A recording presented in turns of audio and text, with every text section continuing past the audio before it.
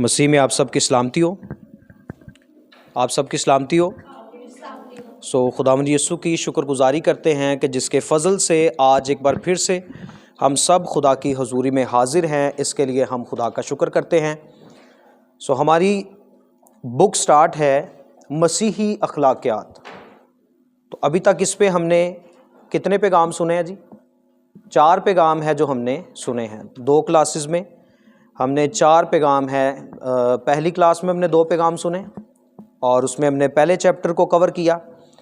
उसके बाद हमने दूसरी क्लास में हमने दूसरे बाब को शुरू किया और उसका काफ़ी हिस्सा था जो हमने कवर कर लिया। आज जो बाकी है उसको हम सीखेंगे। याद है लास्ट टाइम हमने क्या सीखा? किस किस को याद है? जी बताइए।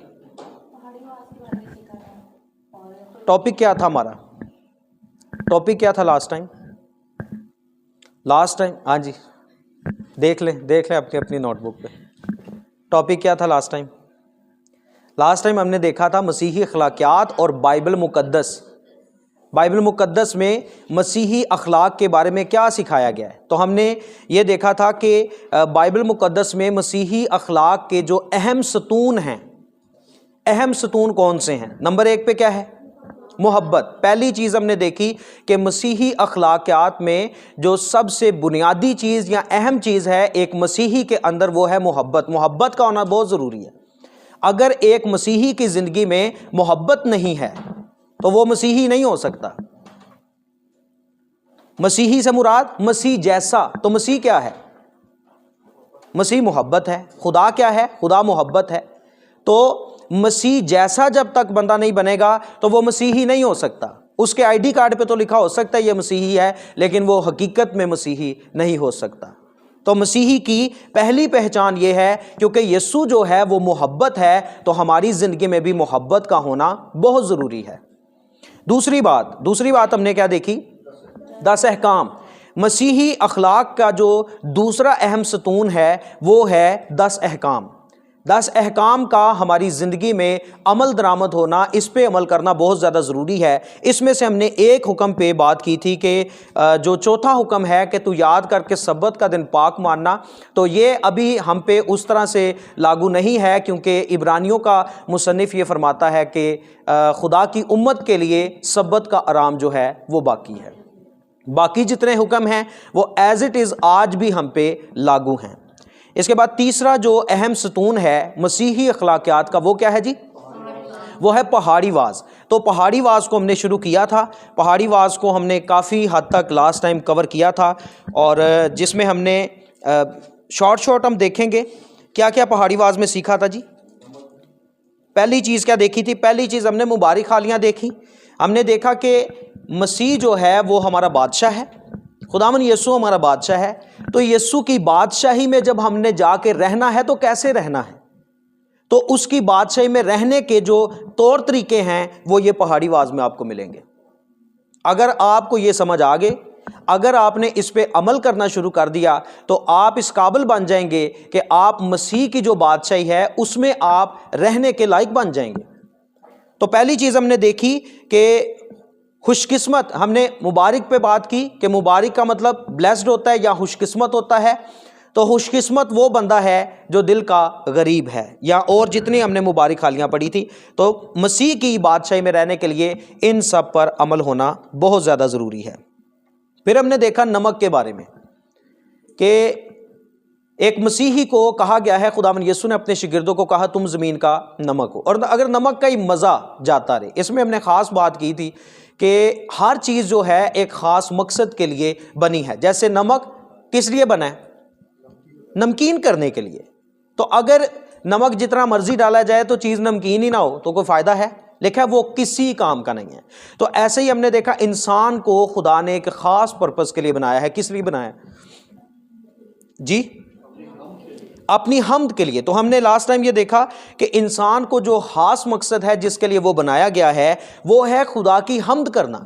तो अगर इंसान वो ही ना करे, बाकी सारे काम करे, लेकिन हम्द ना करे, तो लिखा है वो किसी काम का नहीं सिवाय बाहर फेंका जाए और आदमियों के पांव के नीचे रोंदा जाए।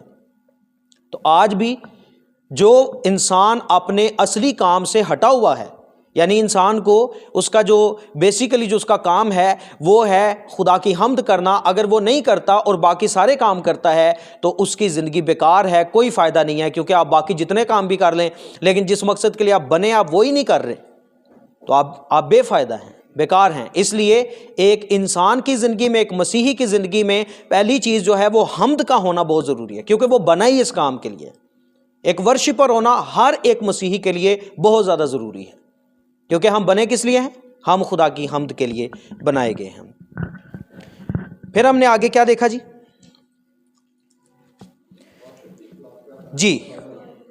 मुआशरती अखलाक अज़रुए बाइबल। तो ये हमने फिर आगे देखा कि हमने मुआशरे में कैसे रहना है, उसके तौर तरीके क्या हैं। पहली बात हमने देखी, गुस्से के बारे में यीशु ने तालीम दी। अगलों से कहा गया था खून नहीं करना, मैं तुम्हें क्या कहता हूं, तुमने गुस्सा ही नहीं करना। अगलों से क्या कहा गया था? जनाकारी नहीं करनी, मैं तुम्हें कहता हूं ख्वाहिश ही नहीं करनी। अगलों से कहा गया था तलाकनामा जो है तुम लिख के दे दो, लेकिन मैं कहता हूं कि अगर हरामकारी के अलावा किसी बात से तलाक दी जाए तो वो अपनी बीवी से जना करवाता है। अगलों से कहा गया था तुम कसम तुम जो है झूठी कसम तुमने नहीं खानी, तो मैं तुमसे कहता हूं आपने बिल्कुल कसम नहीं खानी। फिर अगलों से कहा गया था इंतकाम तुम ले सकते हो, दांत के बदले दांत, आंख के बदले आंख, तो मैं तुम्हें यह तालीम देता हूं इंतकाम बिल्कुल लेना ही नहीं है। फिर अगलों से कहा गया था पड़ोसी से तो मोहब्बत करनी है, दुश्मन से दावत रखनी है, मैं तुमसे ये कहता हूं अपने दुश्मनों से भी अपनी मानित मोहब्बत रखो। तो ये चीज़ें हमने सीखी। फिर हमने 3 चीज़ें सीखी थी कि जो हमने दिखावे के लिए नहीं करनी, याद है जी? 3 चीज़ें हमने दिखावे के लिए नहीं करनी। इसका पॉइंट था संजीदगी और रियाकारी। तो इसमें हमने देखा कि कौन से 3 काम है जो रियाकारी के लिए नहीं करने। पहला काम है खैरात, दूसरा दुआ और तीसरा रोज़ा। ये ऐसे 3 काम हैं जो हमने दिखावे के लिए कभी भी नहीं करने, ये खुदा के जलाल के लिए या खुदा को खुश करने के लिए करने या पोशीदगी में हमने करने हैं। क्योंकि हमने इसमें ये वाला पॉइंट देखा था कि खुदा है लेकिन नज़र नहीं आता, पोशीदा है। ऐसे ही खुदा चाहता है खैरात भी आप दे भी दो और पता भी ना चले। जैसे खुदा है लेकिन पोशीदा है, नज़र नहीं आता, ऐसे ही आप खैरात दे भी दें, आप हदिये दे यकियां दे भी दें और किसी को कानो कान खबर भी ना लगे। लेकिन इस पॉइंट में आज कलीसिया ढीली है। आज कलीसिया दिखावा करती है, दिखाना चाहती है लोगों को कि मैं इतना देता हूं, मैं इतना देता हूं। और फिर हमने इसमें देखा था कि जो दुआ है, दुआ हम करते हैं खुदा के साथ पोशीदगी में। लिखा है जब तू दुआ करे तो कोठरी में जाकर दरवाज़ा बंद करके पोशीदगी में दुआ कर, तेरा बाप जो पोशीदगी में देखता है वो तुझे बदला देगा। क्योंकि खुदा जैसे पोशीदा है ऐसे ही हमारी दुआ भी पोशीदगी में होनी चाहिए। और यहाँ पे दुआ की जो कैटेगरी बयान की गई है वो है पर्सनल प्रेयर। जब हमने जमात में करनी है फिर हम कर सकते हैं बुलंद आवाज़ में, लेकिन हमने जब पर्सनल प्रेयर करनी है तो फिर हमने इस कदर पोशीदगी में करनी है कि जैसे हमारा खुदा पोशीदा है। फिर रोज़े को भी हमने देखा कि ये पोशीदगी में रखना है। फिर हमने देखा कि दौलत के बारे में खुदा का कलाम क्या सिखाता है। अपने वास्ते माल कहाँ जमा करो? आसमान पे माल जमा करो। तो यहाँ पे मैंने आपको बताया था कि जहाँ पे इंसान रहता है वहाँ पे ही इंसान अपना माल जमा करता है। ऐसे ही है जी, ज़मीन पे हम जिस घर में रहते हैं वहाँ पे हमारा बेड है, वहाँ पे हमारे सोफ़े हैं, वहाँ पे हमारी फ्रिज है, वहाँ पे हमारी सारी चीज़ें, क्योंकि वहाँ रहना है। तो जहां हमने अबदी घर में जाके रहना है, आसमान की बादशाही में, वहां के लिए हमने क्या जमा किया है? तो असली घर तुम्हारा वो है जहां पे हमने अपना माल जमा करना है। क्योंकि जहां तेरा माल है वहीं तेरा दिल भी लगा रहेगा। जब ऊपर माल जमा करेंगे तो दिल भी ऊपर खुदावन की तरफ लगा रहेगा, क्योंकि हमें याद रहेगा कि हमने ऊपर जाना है। लेकिन आज चूंकि लोगों ने आसमान पे माल जमा किया ही नहीं, इसलिए दिल भी नहीं करता आसमान पे जाने को। डर लगता है आज लोगों को मरने से। तो माल क्या है जो हमने जमा करना है जी? ये तो मैंने लास्ट टाइम बताया था, याद है जी जुहेल जी? रूहें जीतना, ये हमने लास्ट टाइम सीखा कि ऊपर जो माल जमा करना है वो रूहें हैं। क्योंकि हर मुल्क की एक करेंसी होती है, ख़ास करेंसी होती है कि जो उस मुल्क में इस्तेमाल की जाती है। अगर हम अमेरिका में रहेंगे यहाँ की करेंसी नहीं चलेगी, वहाँ पे डॉलर चलेगा। अगर हमने दुबई में जाना है तो वहाँ पे हमारे पास दरम होने चाहिए, उससे हम खरीदो फरोख्त करेंगे, या गुजर बसर वहाँ पे उस मुल्क की करेंसी से होगा। ऐसे ही आसमान की भी एक करेंसी है, अगर वो नहीं होगी वहाँ पे रहना मुश्किल होगा। तो आसमानी करेंसी रूहें हैं, रूहें जीत के हमने खुदा के हुज़ूर पेश करनी है। तो जब रूहें हम जीतते हैं, अपना पैसा लगाते हैं, मैंने मुख्तलिफ़ तरीके बताए हैं कि रूहें जीतने के मुख्तलिफ़ तरीके हैं। अगर आप कलाम सुना सकते हैं, कलाम से रूहें बचाई जा सकती हैं, वर्शिप से रूहें बचाई जा सकते हैं, दुआ करने से रूहें बचाई जा सकती हैं, और फिर पैसा लगाने से भी रूहें बचाई जा सकती हैं। आप पैसा लगाएं, आप प्रोग्राम करें, किसी अच्छे खादम को बुलाएं, लोगों को जमा करें, लोगों ने कलाम सुना, आपके वसीला से रूहें बचेंगी, आपके वसीला से रूहें ज़रूर बरकत पाएंगी। तो ये सारी चीज़ें हम कर सकते हैं, अपना माल ऊपर जमा कर सकते हैं, लेकिन जब ये तभी होता है जब इंसान का ध्यान ऊपर लगा होता है। हालेलुया। आज थोड़ा सा हम इससे आगे बढ़ेंगे। आइए एक आयत को खुदा के कलाम में से पढ़ते हैं। मत्ती की अंजील और उसका 6 बाब और उसकी 24 आयत को पढ़ें जी। कोई आदमी दो मालिकों की खिदमत नहीं कर सकता, कोई आदमी दो मालिकों की खिदमत नहीं कर सकता, क्योंकि या तो एक से दावत रखेगा, दूसरे से मोहब्बत, या एक से मिला रहेगा और दूसरे को ना चीज़ जानेगा। पहले इस चीज़ को हमने समझना है, दो मालिकों की खिदमत नहीं हो सकती, दो मालिकों की खिदमत नहीं हो सकती। एक से मोहब्बत होगी, दूसरे से दावत होगी। एक से मिले रहेंगे, दूसरे को ना चीज़ जानेंगे। अब वो दो मालिक कौन है? वो दो मालिक कौन है? यहां पे क्या लिखा है? तुम खुदा और दौलत दोनों की खिदमत नहीं कर सकते, दोनों की खिदमत नहीं हो सकती। यहां खुदा की खिदमत होगी या दौलत की खिदमत होगी। आज बहुत सारे लोग हैं दौलत के पीछे भागते हैं और वो समझ रहे हैं कि हम साथ, नहीं मैं खिदमत भी साथ कर रहा हूं, खिदमत भी चल रही है। ऐसी खिदमत से खुदा खुश नहीं है। शायद आप दौलत तो जमा कर लेंगे, माल तो जमा कर लेंगे, लेकिन खुदा आपसे राजी नहीं है, क्योंकि दोनों की खिदमत नहीं हो सकती। यहां पे आगे लिखा है, इसलिए मैं तुमसे कहता हूं अपनी जान की फिक्र ना करना कि हम क्या खाएंगे या क्या पिएंगे, या अपने बदन की कि क्या पहनेंगे। तो मुझे बताइए, आज की कलीसिया को या आज के लोगों को इन्हीं तीनों चीज़ों की फिक्र नहीं है? ऐसे ही है ना? आज लोग इसी फिक्र में तो हैं, क्या खाएंगे, क्या पिएंगे या क्या पहनेंगे। लिखा है इन तीनों चीज़ों की फिक्र नहीं करनी। फिर एक मिसाल देते हैं खुदावंद यीशु ने कहा, क्या जान खुराक से और बदन पोशाक से बढ़कर नहीं? हवा के परिंदों को देखो, ना बोते हैं, ना काटते हैं, ना कोठियों में जमा करते हैं। तीसरा काम हमारा जमा करना। चौथा काम, पहले इन तीनों चीज़ों की फिक्र करते हैं, और चौथा काम अगला हमारा ये कोशिश होती है कि जमा कर लें कल के लिए। यही काम बनी इस्राएल ने किया। खुदा ने उन्हें मन दिया। खुदा ने कहा हर रोज सुबह सवेरे उठ के आपने मन बटोरना है, और उतना ही मन जमा करना है जितना हर रोज खा लो। कल के लिए नहीं रखना, कल मैं फिर दूंगा। लेकिन ये शुरू से इंसान में ये प्रॉब्लम आ रही है, इंसान कल के लिए सोचता है, अच्छा आज तो खा लूंगा, कल क्या करूंगा, कल मेरा क्या बनेगा। तो लिखा है इस चीज की हमें फिक्र करने की जरूरत नहीं है। और आगे जाके अगर हम देखें तो यहां पे 31 आयत को पढ़ें जरा। इसलिए फिक्रमंद होकर ये ना कहो कि हम क्या खाएंगे या क्या पिएंगे या क्या पहनेंगे। ये बड़ी खास बात है, ये गौर से सुननी है। ये बड़ी खास बात है जो अब पढ़ने लगे हैं। क्या लिखा जी? क्योंकि इन सब चीजों की तलाश में कौन रहता है जी? तो अगर एक मसीही भी इन्हीं चीजों की तलाश में है, याद रखिए वो मसीही नहीं है, वो गैर कौम का बंदा है, वो गैर कौम में कंसीडर किया जाएगा। वो मसीहियत में नहीं हम उसे मिला सकते। वो अपने आप को मैंने वही पहले बताया, आईडी कार्ड पे मसीह लिखा होगा, वो कहेगा सही मैं मसीही हूं, पर वो मसीही नहीं है। मसीही के जो बुनियाद वो चलती है वो ईमान पे चलती है। हमारा जो बाप कहलाता है, कौन, किसे हम अपना बाप कहते हैं? इब्राहिम को, जो ईमानदारों का बाप है, और ईमान जो है वो उसके लिए रास्तबाजी गिना गया है।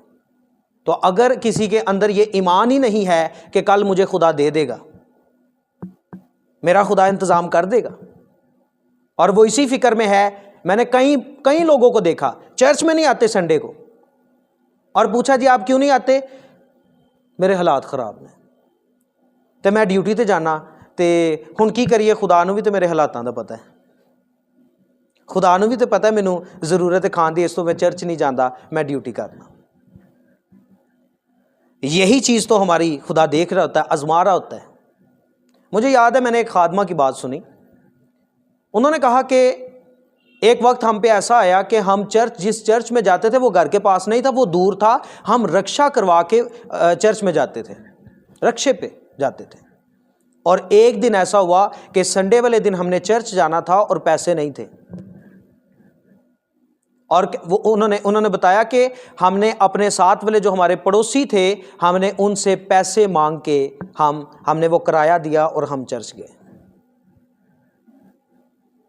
क्या ये काम नहीं कर सकते?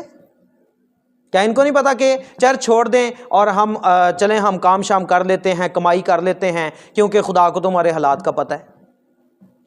यही तो अजीज़ो खुदा चेक कर रहा होता है कि इंसान जब परेशानी में, दुख में आता है, क्या फिर भी वो मेरे साथ वफादार है या नहीं। याद रखिए, अयूब की जो किताब है, अयूब की किताब आप सबने पढ़ी होगी। अयूब की किताब का अगर आप लुबे लुबाब निकालें पूरी किताब का, तो वो ये निकलेगा कि अयूब जब दौलतमंद था तब भी वो खुदा का था, अयूब गरीब हो गया तब भी वो खुदा का था। और खुदा के लोग ऐसे ही होते हैं, हालात उनकी जिंदगी बदल नहीं देते, वो मौसम की तरह तब्दील नहीं हो जाते, वो गिरगिट की तरह रंग बदल नहीं लेते। खुदा के लोग तंगी में हो तब भी वो खुदा के होते हैं, उनके पास बहुत मालो दौलत हो तब भी वो खुदा के होते हैं। और यही बात अयूब की जिंदगी में हमें मिलती है। लेकिन आज की कलीसिया क्या करती है? खुशहाल है तो फिर ठीक है, लेकिन जैसे तंगी आई तो फिर उन्होंने काम को ज्यादा तरजीह दे दी, और ये एक बहाना बीच में रख देते हैं, खुदा को भी मेरे हालात का पता ही है। यही चीज तो खुदा देखता है, क्या इस बंदे का मेरे ऊपर कोई भरोसा है या नहीं, ये बंदा मुझ पे इत्तेकाद रखता है या नहीं। तो जब बंदे को पता है कि मुझे कल भी मिल जाना है, मुझे परसों भी मिल जाना है, खुदा पे इत्तेकाद किस चीज का हुआ? ईमान क्या होता है? ईमान अनदेखी चीजों का सबूत होता है कुछ भी नहीं, लेकिन यकीन है कि खुदा मुझे देगा। जब हम इस बात पे खड़े हो जाएं कि खुदा ने कहा है कल की फिक्र ना करो, आज की आपने फिक्र करनी है, या आज के लिए जो दिया है इसमें सरवाइव करो, कल का मैं इंतजाम करूंगा। जब बंदा इस ईमान पे खड़ा हो जाए, उसकी जिंदगी में बड़े बड़े मौजे हो जाते हैं। आप देखिए, बाइबल मुकद्दस में लिखा है, इब्राहिम को खुदा ने कहा कि अपने बेटे को मेरे लिए कुर्बान कर। और आप 22 पैदाइश की किताब उसका 22 बाब अगर आप पढ़ें तो वहां पे लिखा है, इब्राहिम जब लेकर गया अपने बेटे को कुर्बानी के लिए, अभी मूरिया के पहाड़ के ऊपर चढ़े नहीं, नीचे खड़े हैं, तो अपने उसने नौकरों से कहा तुम यहां रुको, मैं और ये लड़का जाते हैं और सजदा करके वापस आते हैं। अच्छा, ये वापस आने के लिए तो नहीं जा रहे, ये तो इब्राहिम कुर्बान करने के लिए अपने बेटे को जा रहा है। लेकिन ईमान क्या है? बेटा वापस आएगा। तो आज यही प्रॉब्लम है मसीहत में या आम तमाम लोगों में, तमाम इंसानों में। आज लोगों का ईमान मजबूत नहीं है, आज लोग ईमान में पुख्ता नहीं है, कल की फिक्र करते हैं। और यहां बाइबल ये बयान करती है कि जो कल की फिक्र करते हैं, जो रोटी कपड़ा मकान की फिक्र करते हैं, वो गैर कौमें हैं। मसीही ऐसा नहीं हो सकता।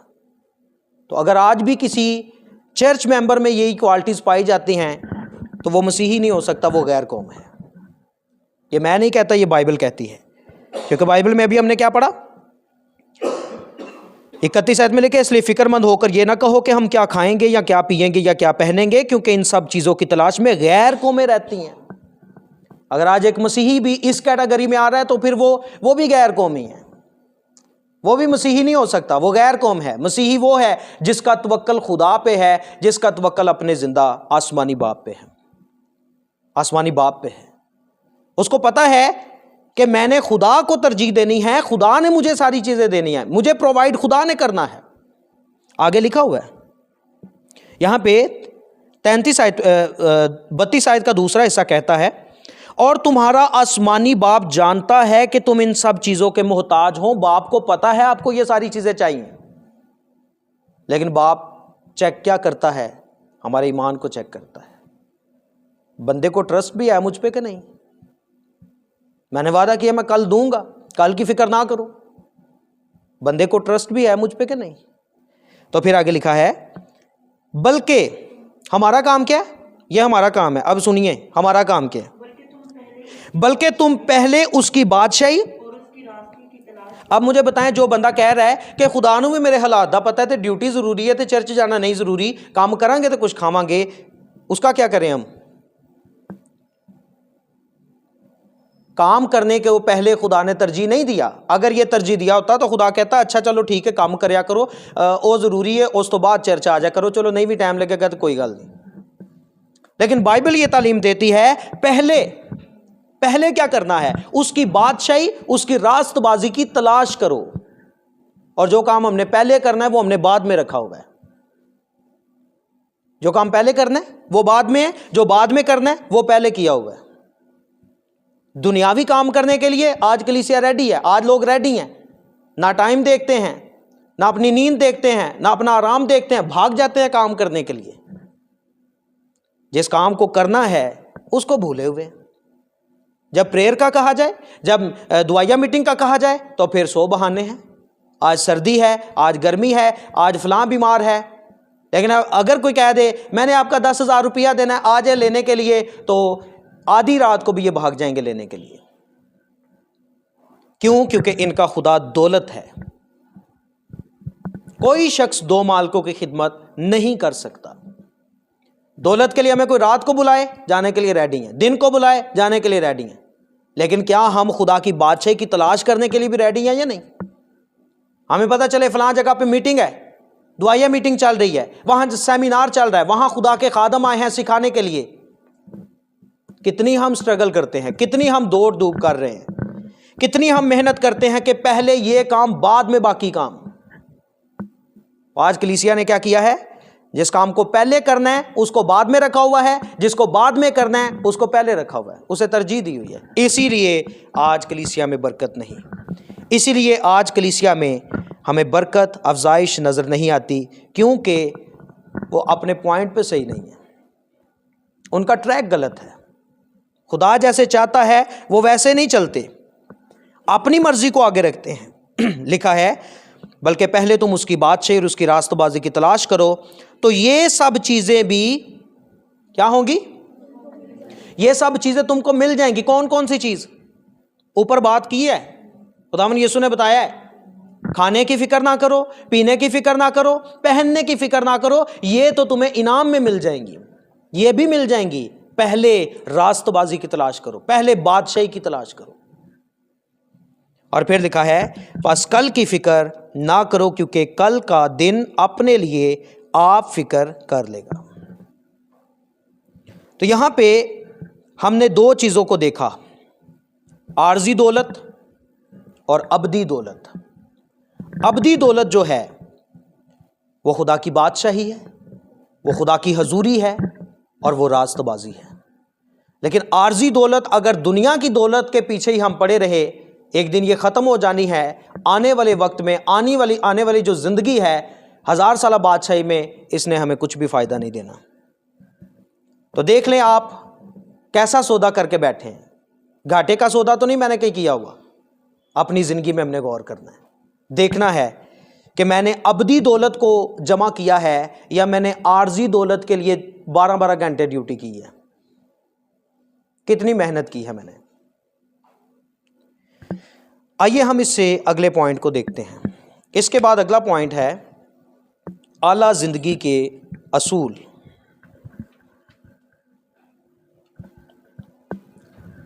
ये हमने पहले कितने पॉइंट देखे हैं? 1 2 3 4 5 6, ये 6वां पॉइंट है। नमक और नूर का आपने शायद नहीं लिखा होगा, नमक और नूर नहीं ना लिखा? हाँ, वो एक अलग से पॉइंट है।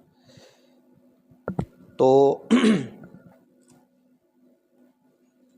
ये 6ठा पॉइंट है आला जिंदगी के असूल।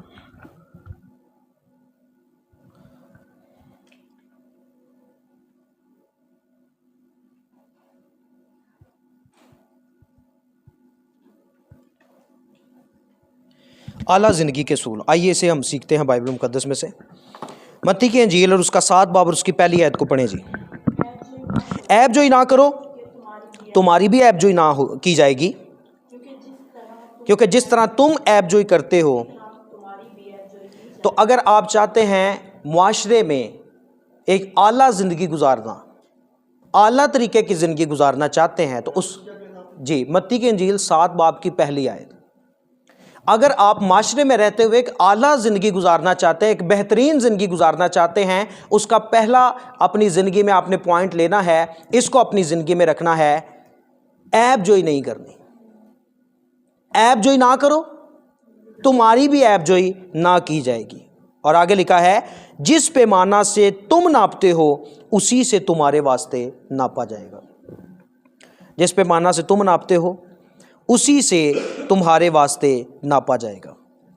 आज मैं देख के बड़ा हैरान होता हूं, आज कलीसियाओं ने, बहुत सारी डिनोमिनेशन ने बड़ा सख्त पैमाना रखा हुआ है।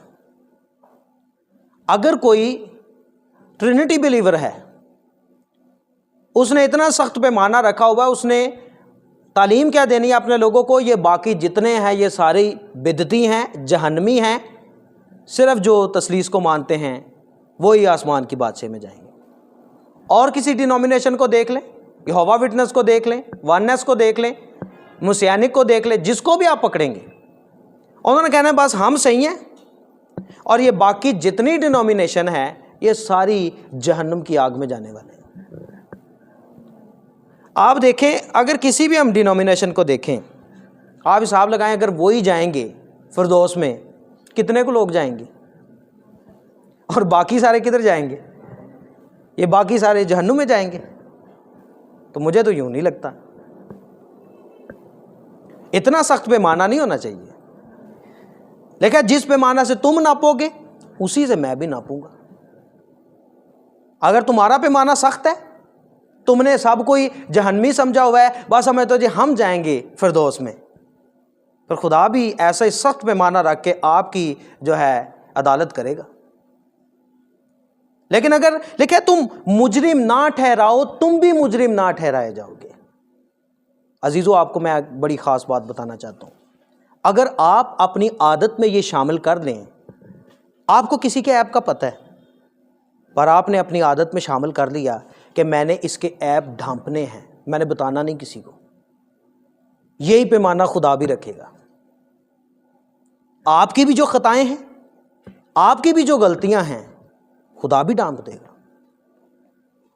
और खुदा में ये सिफ्त है कि वो हम सब के ऐब ढांपे हुए हैं। ऐसा ही है जी, हम सब के ऐब उसने ढांपे हुए हैं। लेकिन हमारी प्रॉब्लम ये है, हमारे ढांपे रहें ये हमें बड़ा अच्छा लगता है, पर दूसरों के हम उछाल उछाल के बताते होते हैं। तो याद रखें, जिस पैमाना से आप नाप रहे हैं उसी से खुदा भी नापेगा। खुदा का भी वही पैमाना है। फिर यहां 3 आयत में लिखा है, तो क्यों अपने भाई की आंख के तिनके को देखता है। ये हम सब के लिए, जो बाइबल स्टूडेंट्स हैं, ये हम सब के लिए बात है। तो क्यों अपने भाई की आंख के तिनके को देखता है।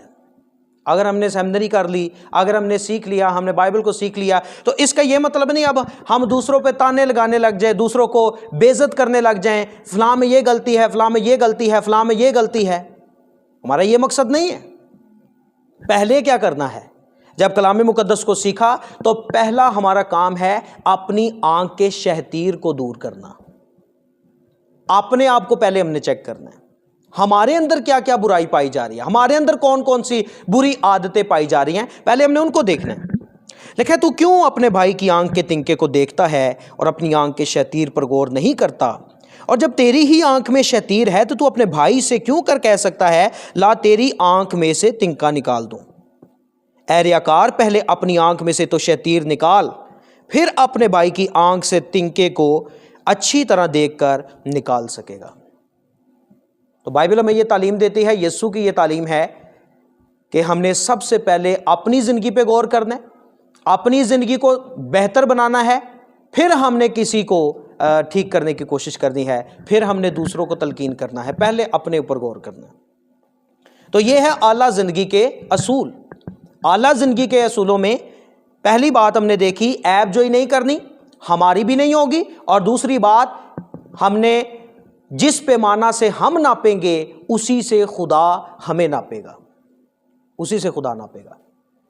और इसमें मैं ये भी कहना चाहता हूं, अगर आप चाहते हैं मुझसे सारी मोहब्बत करें, आप करते कोई नहीं किसी से।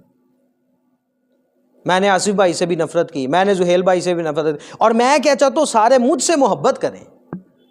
मैं करूं ना करूं, जिस पैमाना से आप नापेंगे उसी से आपको भी नापा जाएगा। और ये खादमों के बारे में खास बात है। खादम अगर चाहते हैं कि मैं जब कलाम सुनाऊं चर्च भरा हो, और जब कोई दूसरा सुनाने लगे और आप हैं ही नहीं, आप खुद है ही नहीं, तो जिस पैमाना से आप नापेंगे आपको भी वैसे ही नापा जाएगा। मुजरिम ना ठहराओ, तुम भी मुजरिम नहीं ठहराए जाओगे। अगर हम चाहते हैं हमारे सुनाने पे चर्च भरा हो, तो जब कोई और भी सुनाए उसकी बारी भी हमें जाने की ज़रूरत है। दूसरों को सुनने की भी हमें ज़रूरत है, दूसरों से हमें सीखने की भी ज़रूरत है, और जो सीखता है वही अच्छा सिखाता है। हालेलुया। इसलिए ये हमारी ज़िंदगी का बेहतरीन असूल होना चाहिए कि जिस पैमाना से हम नापेंगे अजीज़ों, उसी से खुदा हमें नापेगा। अगर चाहते हैं आपसे सब प्यार करें, मोहब्बत करें, आप भी सबसे मोहब्बत करें। अपने सलाम करने वालों को सलाम ना करें, बल्कि जो आपको नहीं भी सलाम करते, जो आपसे नफ़रत शायद करते हैं, आप उनसे भी मोहब्बत से पेश आया करें, क्योंकि हमने मसीही अखलाकियात में सबसे बुनियादी जो बात देखी है वो मोहब्बत देखी है। हमारा यीशु मोहब्बत से भरा था, दुश्मनों से भी अपनी मानिद प्यार किया। एक दुश्मन साथ साथ लेके फिर रहे थे, याद है कौन है? यहूदा इस्करियोती। 7 दुश्मन लेकर फिर रहे थे और उसको भी प्यार किया, उसके भी पांव धोए, उससे भी मोहब्बत की। और खुदावंद यीशु में ये दर्स देते हैं, अगर कोई नहीं भी हमसे मोहब्बत करता उससे भी प्यार करना है, पता चलेगा कि हम यीशु के शागिर्द हैं। हालेलुया। आगे बढ़ेंगे जी। इसके बाद हम देखेंगे 13 आयत से। 13 आयत में लिखा है, तंग दरवाज़ा से दाखिल हो, क्योंकि वो दरवाज़ा चौड़ा है और वो रास्ता कुशादा है जो हलाकत को पहुंचाता है, और उससे दाखिल होने वाले बहुत हैं। अच्छा, यहाँ पे काफ़ी चीज़ें देखने वाली हैं। पहली बात, दरवाजे कितने हैं? इधर मेरी तरफ देखें जी। दरवाजे कितने हैं? 2। रास्ते कितने हैं? बंदे कितने हैं? कितने किस्म के हैं? और मंजिल भी 2 किस्म की है। मंजिल भी 2 किस्म की है। अच्छा, अब इंसान, हर बंदे, जिससे भी पूछो आपने किधर जाना है, मैंने फिरदौस में जाना है। फिरदौस में तो जाना है, लेकिन ये सबसे पहले फिरदौस में जाने के लिए आपको रास्ता चुनना पड़ेगा। जाना किस रास्ते से है? कौन सा रास्ता है जो फिरदौस की तरफ जाता है? आपको दरवाजा देखना पड़ेगा, कौन सा दरवाजा है जो फिरदौस की तरफ जाता है। यह खाली ख्वाहिश अंदर रखना काफी नहीं है कि मैंने फिरदौस में जाना है। डिपेंड करता है आपने दरवाजा कौन सा चुना है, डिपेंड करता है आपने रास्ता कौन सा चुना है। रास्ता आपने लाहौर वाला चुना है और चाहते हैं कि हम पेशावर की तरफ चले जाएं, तो ऐसा तो नहीं होगा। जो रास्ता आप चुनेंगे, आगे समझ लें मंजिल आपकी कौन सी है, यह रास्ता बता देता है। हम रास्ते पे चढ़ते हैं ना, पता चल जाता है ना कि किधर जाना है। यह रास्ता किस तरफ को जाता है? फलां जगह जाता है। यह रास्ता किधर को जाता है? यह सीधा कश्मीर की तरफ जाता है। यह रास्ता इस तरफ किधर को जाता है? यह सीधा पेशावर की तरफ जाएगा। तो रास्ता बताता है हमारी मंजिल कौन सी है। तो हमने रास्ता देख लेना।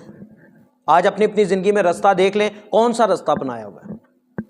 जैसे हम पीछे देख के आए हैं, खुदा या दौलत, कौन सा रास्ता अपनाया है? दौलत को अपनाया हुआ है, खुदा को अपनाया है। आगे मंजिल आप समझ जाएंगे किधर आप जाएंगे। अगर आपने दुनिया को तरजीह दी है, दुनिया के कामों को ज्यादा तरजीह दी हुई है, उस रास्ते पे जा रहे हैं, आपकी मंजिल डन है कि आपने आगे जहन्नुम में जाना है। लेकिन अगर आपने खुदा को चुना है, पहले अवलीन दर्जा अपनी जिंदगी में खुदा को देते हैं, सारे काम रह जाए, खुदा का काम पहले होना चाहिए, तो फिर आपकी मंजिल डन है, आप फिरदौस की तरफ जा रहे हैं। तो ये दोनों चीजें हमारे सामने हैं। खुदावंद यीशु ने अपने शागिर्दों के सामने रखी कि आपने अब रास्ता चुनना है, ये आपकी अपनी मर्जी है। तो शागिर्दों ने क्या किया? पतरस की बड़ी खूबसूरत बात हमें बाइबल मुकद्दस में देखने को मिलती है। पतरस ने कहा, हमने तो तेरी खातिर सब कुछ छोड़ दिया है। तो पतरस का जो उसने डिसीजन लिया है वही बता रहा है उसने किधर जाना है। जो रास्ता उसने चुन लिया, उसने दुनिया की सारी चीजें छोड़ दी हैं और उसने यीशु को चुन लिया है, तो फाइनल है, किधर जाएगा? किधर जाएगा जी? सीधा फिरदौस में जाएगा। लेकिन अगर किसी ने दुनियादारी ज्यादा आगे रखी है, खुदा को पीछे रखा है, खुदा की हजूरी को पीछे रखा है, खुदा के कामों को पीछे रखा है, तो आपकी भी मंजिल डन है। आपने किधर जाना है? जहन्नुम की आग तैयार है शरीरों के लिए। तो ये हमें अपनी ज़िंदगी में गौर करने की ज़रूरत है कि आज हमने रास्ता कौन सा चुना हुआ है।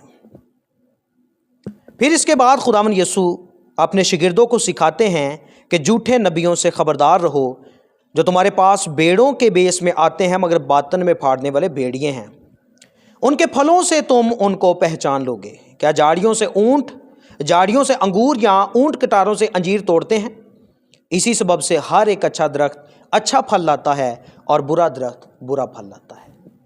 हमने इस मैदान में ये भी देखना है कि हम जिन खादमीन से मिलते हैं, जिनके पास हम बैठते हैं, जिनसे हम गुफ्तगू करते हैं, जिनसे हम सीखते हैं, तो ये भी देखना है कि वो कैसी बातें में सिखा रहे हैं। क्योंकि बाइबल में ये पौलुस रसूल फरमाते हैं तीमुथियुस के खत में, अपनी और अपनी तालीम की खबरदारी कर। अपनी तालीम की खबरदारी हमें करनी चाहिए कि क्या हमें सिखाया जा रहा है, और झूठे नबियों से हमने खबरदार रहना है। फिर यहाँ पे जो आखिरी पॉइंट है इसको नोट करें जी, आर्जीगर और अबदीगर, ये 7वां पॉइंट है।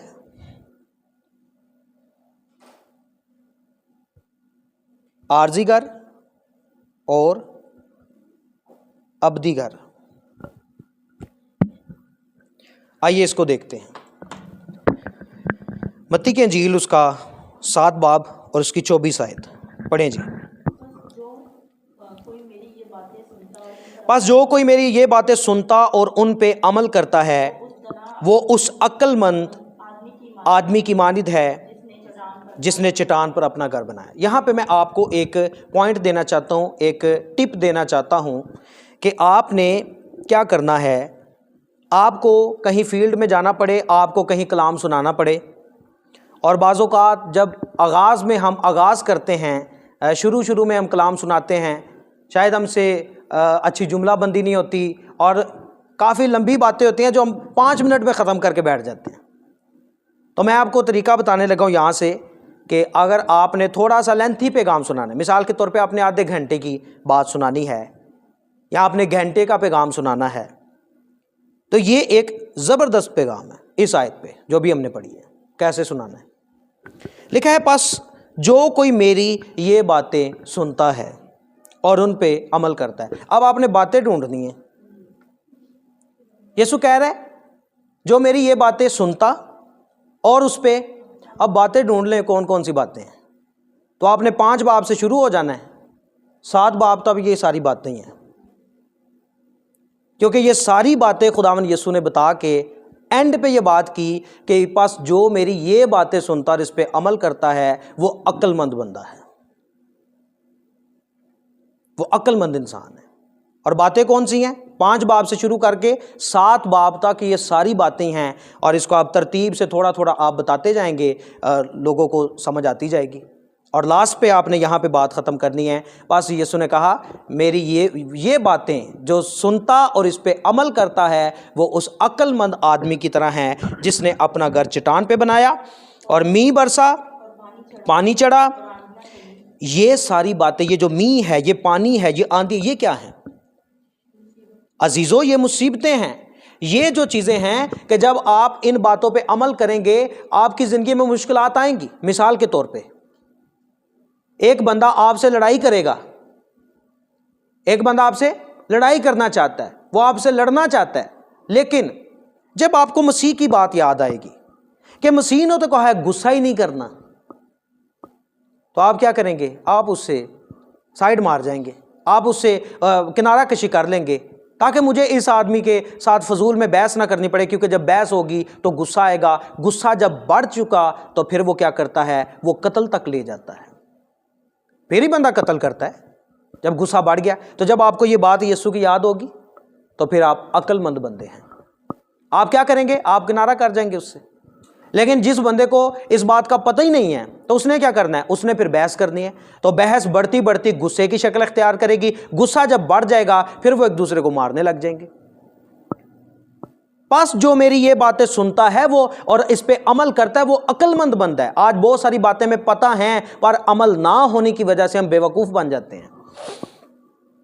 पता है पर अमल नहीं करते तो किस जमरे में आएंगे जी, बेवकूफों के जमरे में। अक्लमंद वही है जो सुनता भी है और अमल में भी इन बातों को लाए। जैसे हमने 3 बातें पोशीदगी की सीखी, 3 काम पोशीदगी में करने। बस जो मेरी ये बातें सुनता है और अमल करता है तो वो क्या है, वो क्या है जी, वो अक्लमंद बंदा है। लेकिन अगर कोई दिखा दिखा के हदिये दे, लोगों में ढंडोरा पीटे, मैं खादम को इतना हदिया देता हूं, मैं इतनी दुआएं करता हूं, मैं इतने रोजे रखता हूं, तो समझ लीजिए ये कौन शख्स है। बाइबल इसे क्या बताती है, ये बेवकूफ है। क्योंकि यीशु की तालीम ये है कि जो काम हमने करने हैं वो पोशीदगी में करने हैं, ये तीनों काम। बस मेरी ये बातें जो सुनता है इस पे अमल करता है, उसने अपना घर चट्टान पर बनाया, मींह बरसा, पानी चढ़ा, आंधियां चली और उस घर पर टकरें लगीं। तो टकरें तो लगेंगी, अगर आप मसीह में रहकर जिंदगी गुजारेंगे, मुश्किलात आएंगी, आजमाइशें आएंगी, आपके साथ टकरें लगेंगी, आजमाइशों की, मुसीबतों की टकरें लगेंगी। लेकिन जो इन बातों पे अमल करता है वो कायम रहता है। और यहां पे लिखा है टकरें लगी लेकिन वो ना गिरा। फिर इंसान हिल नहीं सकता, फिर इंसान गिर नहीं सकता। क्यों? क्योंकि उसके अंदर मसीह की तालीम मौजूद है और वो सुनता भी है, वो अमल भी करता है। और ऐसा इंसान क्या है, अक्लमंद है। लिखा है उसका घर ना गिरा क्योंकि उसकी बुनियाद चट्टान पर डाली गई। और अब चट्टान समझ आ रही है, ये पीछे जितनी तालीम है ना 3 अबवाब की, ये चट्टान है। ये 3 अबवाब की जो तालीम है खुदावंद यीशु की, ये चट्टान है, इस पे घर बनाना है। इस तालीम को अपने अंदर रखना है, इस पे अमल करना है, तो समझ लीजिए आपका घर चट्टान पे बना हुआ है। आंधियां आएंगी, टकरें लगेंगी, लेकिन आपको कुछ नुकसान नहीं हो सकता। और आगे लिखा है जो कोई मेरी ये बातें सुनता और उन पर अमल नहीं करता। आप सब ने सुन ली हैं, अब आगे देखना है अमल करना है या नहीं करना। तो लिखा है ये मेरी बातें सुनता और अमल नहीं करता। खुद ही पढ़ दें क्या लिखा आगे, वो उस बेवकूफ आदमी की मानी ठहरेगा जिसने अपना घर रेत पे बनाया। कि कलाम सुन लिया है, यीशु की टीचिंग को ले लिया है, यीशु की बातें सीख ली हैं, सारे असूल सीख लिए, सारे तौर तरीके सीख लिए, माशरे में कैसे रहना है, घर में कैसे रहना है, बाहर कैसे रहना है, अखलाक मेरा कैसे रहना होना चाहिए, सारा कुछ सीख लिया है। पर जुबान आज भी बदतमीज़ों वाली है, जुबान से आज भी गालियां निकलती हैं, जुबान से आज भी जो है बुरे अल्फाज निकलते हैं। तो लिखा है वो उस बेवकूफ की तरह है जिसने अपना घर रेत पे बनाया है। तो हुआ क्या, लिखा है मींह बरसा, पानी चढ़ा, आंधियां चली और उस घर को सदमा पहुंचा। वजह सुना था लेकिन इसने अमल नहीं किया। जो बात इसे बताई गई इसने अमल ना किया और इसका नतीजा क्या निकला, लिखा है उस घर को सदमा पहुंचा। फिर सदमा पहुंचता है, ऐसे घर को सदमा पहुंचता है जब बातें सुनी जाती हैं और अमल नहीं किया जाता। तो फिर लिखा है वो घर गिर गया और बिल्कुल बर्बाद हो गया। आज बर्बादी जिंदगियों में इसी वजह से है, सुनते तो हैं पर अमल नहीं करते यीशु की तालीम पे। बातें सुन लेते हैं पर अमली जामा जब बातें नहीं पहनती तो अजीज़ो हाल ऐसा होता है, फिर वो बेवकूफ़ इंसान बन जाता है। और रोमियो के ख़त में ये बड़ी ख़ास आयत लिखी है, लिखा है वो दना अपने आप को दना जताकर बेवकूफ़ बन गए। दना जताकर बेवकूफ़ बन गए। जताया क्या, हम दना हैं, हमें बड़ा आता है, हमें बहुत इल्म है, लेकिन बन क्या गए, वजह अमल नहीं किया। सुनी तो सही बातें, सुनी तो थी लेकिन उन्हें अमल में नहीं लाया, इसलिए वो बेवकूफ़ बने। तो हम ऊपर जो मेन हेडिंग जो हमारी चल रही है लास्ट सेशन से, जो पिछली दफ़ा हमने सीखा, वो हमारी चल रही है मसीही अखलाकियात के अहम सतून। तो उसमें से ये तीसरा सतून मैंने आपको बताया था पहाड़ी वाज, यहां पे हमारा पहाड़ी वाज कंप्लीट है। ये अहम सतून था, इसलिए मैंने इस पे मैंने डिटेल से बात की है। अब इससे अगले पॉइंट को देखते हैं जी। 3 हो गए हैं जी। पहला कौन सा था? मोहब्बत, दूसरा 10 अहकाम और तीसरा पहाड़ी वाज। अब चौथा हमने असूल देखना है कि मसीही अखलाकियात का चौथा अहम सतून क्या है। आइए देखते हैं चौथा अहम सतून।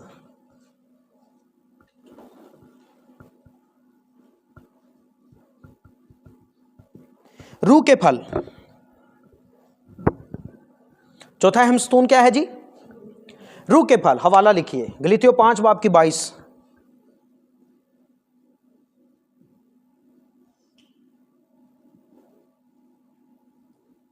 पांच बाब की 22 और 23 आयत जी, जल्दी से हवाला निकाल के पढ़िए।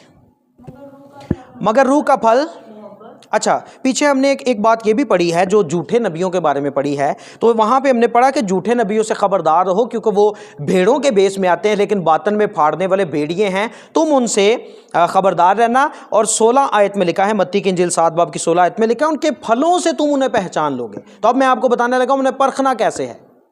तो कैसे परखना है? फलों से। मगर रूह का फल, सबसे पहली चीज मोहब्बत है। यहां पे भी देखिए मसीही अखलाक की जो बुनियादी चीज है वो मोहब्बत ही है। पहली चीज हमारी जिंदगी में मोहब्बत का होना बहुत जरूरी है। तो रूह के फलों में भी सबसे पहली चीज क्या है? मोहब्बत। दूसरी खुशी, इत्मीनान, तहम्मुल, मेहरबानी, नेकी, ईमानदारी, हिलम, परहेजगारी। ये सारी बातें, ये कितनी चीजें हैं? ये 9 चीजें हैं। ये 9 की 9 चीजें हमारी जिंदगी में होनी बहुत जरूरी है, क्योंकि हम मसीही अखलाकियात को जब सीख रहे हैं, मसीही अखलाक को जब हमने अपनाना है, रूह के ये फल हमारी जिंदगी में होने जरूरी है। हम चाहते हैं हमारा अखलाक मसीह जैसा हो तो मोहब्बत होना जरूरी है। हम चाहते हैं हमारा अखलाक मसीह जैसा हो, परहेजगारी जरूरी है। हम चाहते हैं हमारा अखलाक मसीह जैसा हो, नेकी बड़ी जरूरी है। नेकी करना, क्योंकि लिखा है जो बुराई करना जानता है और नहीं करता ये भी गुनाह है। अक्सर लोग कहते हैं सानू का दा और फलाने का काम में आप ही करन। लिखा है जो बुराई करना जानता नहीं करता ये भी गुनाह है।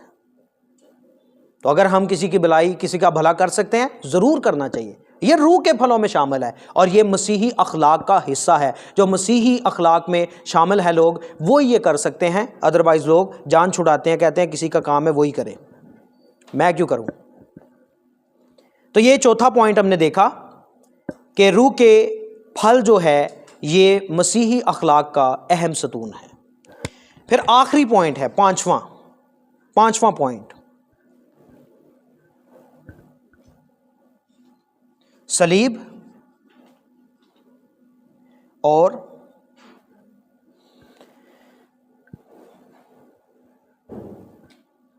और कुर्बानी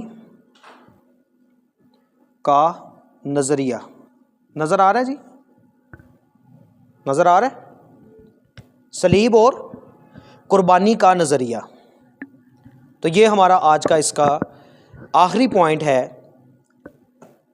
लिख लीजिए अपने पास। मसीही अखलाकियात में जी, नोट कर दीजिए अपने पास। मसीही अखलाकियात में एसार या कुर्बानी को कलीदी अहमियत हासिल है। मसीही अखलाकियात में एसार और कुर्बानी को कलीदी अहमियत हासिल है। अच्छा, एसार किसे कहते हैं जी? जान देना। अच्छा, इसका जो सही मतलब है वो मैं आपको बताना चाहता हूं। दूसरों के मुफाद को अपने मुफाद पे तरजीह देना। एसार का मतलब दूसरों का फायदा अपने फायदे से ज्यादा समझना। एक काम में अपना फायदा है, एक काम में दूसरे का फायदा है, तो अपने फायदे को पीछे करके दूसरे को फायदा देना। और यह काम किया खुदावंद यीशु ने। खुदावंद यीशु ने कुर्बानी दी, कोई फायदा था अपना? इंसान के फायदे के लिए उसने ये सारा कुछ किया। अपना फायदा नहीं सोचा। बाप से कहता रहा हो सके ये प्याला मुझसे टल जाए तो भी मेरी मर्जी नहीं तेरी मर्जी पूरी हो। अपना फ़ायदा हो सकता था यीशु का, अगर ना जान देता ना इतना दुख उठाना पड़ता, लेकिन अपना फ़ायदा नहीं सोचा। तो ये जो सलीब और कुर्बानी का जो नज़रिया है, ये मसीही अखलाक का मेरे ख्याल में बहुत ही अहम सतून है कि हमारी ज़िंदगी कैसी होनी चाहिए। अगर हम मसीही हैं, हम लोगों के लिए जान निसार करने वाले हों। हम अपना फ़ायदा ना पहले सोचें, पहले हम दूसरे का फ़ायदा सोचें। अगर ये नहीं है हमारी ज़िंदगी में, तो फिर हम मसीह के फॉलोअर नहीं हैं। मसीही तो हैं, मसीही तो नाम के हैं, लेकिन मसीह के फॉलोअर नहीं हैं। यीशु मसीह ने सलीब पर जान देकर यह सिखाया कि हकीकी अखलाक दूसरों की खिदमत और उनके लिए अपनी ज़िंदगी वक्फ करने में है।